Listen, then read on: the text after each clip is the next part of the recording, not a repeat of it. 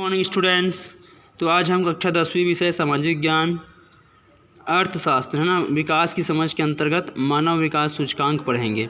विकास को मापने के लिए आय के स्तर को महत्वपूर्ण माना जाता है ना।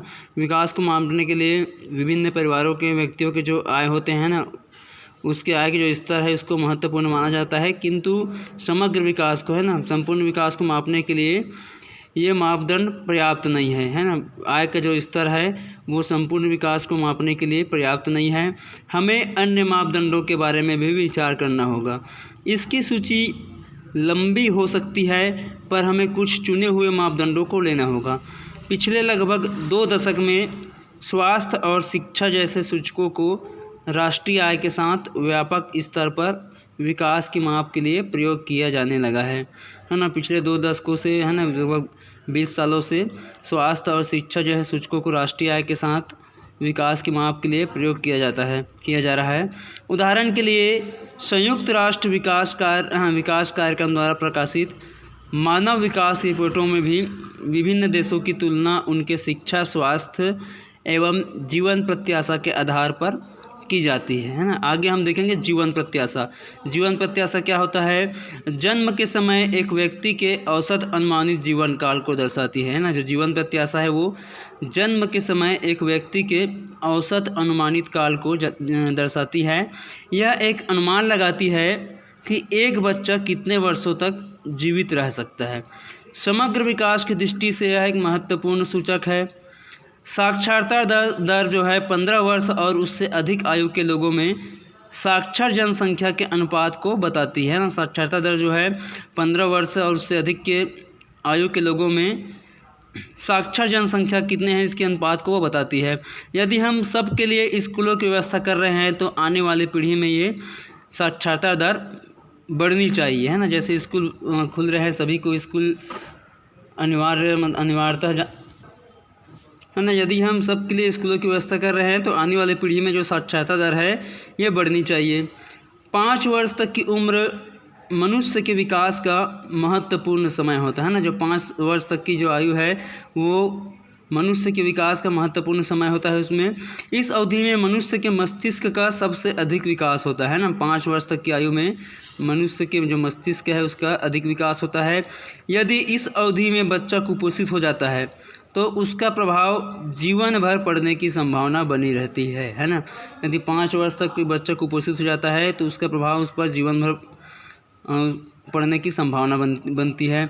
विकास का सबसे महत्वपूर्ण लक्ष्य है कि हम अपनी आने वाली पीढ़ी को एक स्वस्थ जीवन जीने का मौका दें है ना। विकास का सबसे बड़ा लक्ष्य ये है कि हम अपनी आने वाली पीढ़ी को एक स्वस्थ जीवन जीने का मौका दें।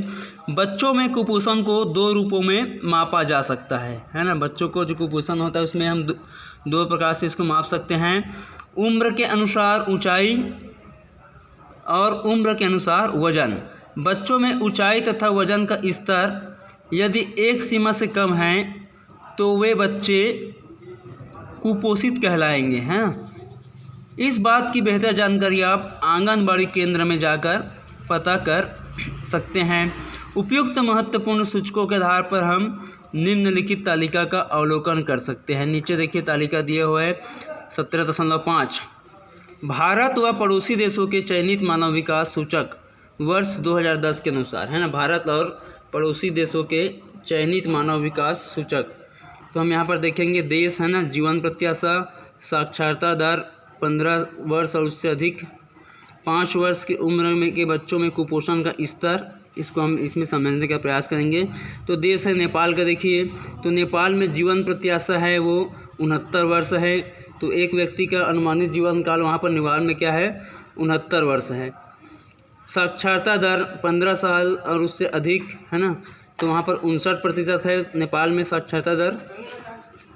5 वर्ष के उम्र के बच्चों में कुपोषण का स्तर है ना, तो उम्र के अनुसार कम ऊंचाई प्रतिशत 49% है।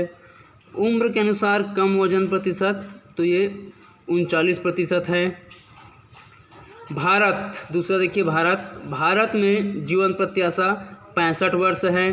साक्षरता दर 15 वर्ष और उससे अधिक के लोगों में है ना 63% है। और 5 वर्ष के उम्र के बच्चों में कुपोषण का स्तर उम्र के अनुसार कम ऊंचाई है ना 48% है, और उम्र के अनुसार कम वजन 43% है।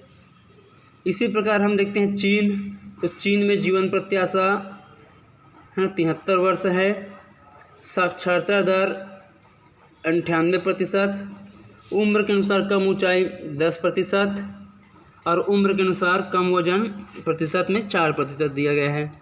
श्रीलंका जीवन प्रत्याशा यहाँ पर 75 वर्ष है, साक्षरता दर 15 वर्ष और उससे अधिक के लोगों में 91% है, उम्र के अनुसार कम ऊंचाई 17%, उम्र के अनुसार कम वजन प्रतिशत में 21% दिया गया है।